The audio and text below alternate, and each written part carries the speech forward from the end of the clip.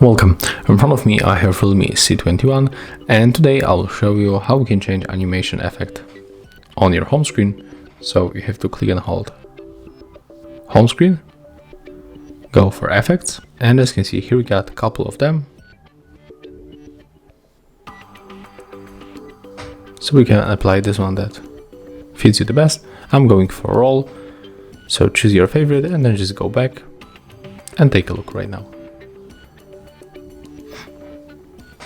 As you can see, our animation has changed. So if you find this video helpful, remember to like, comment, and of course subscribe to our channel.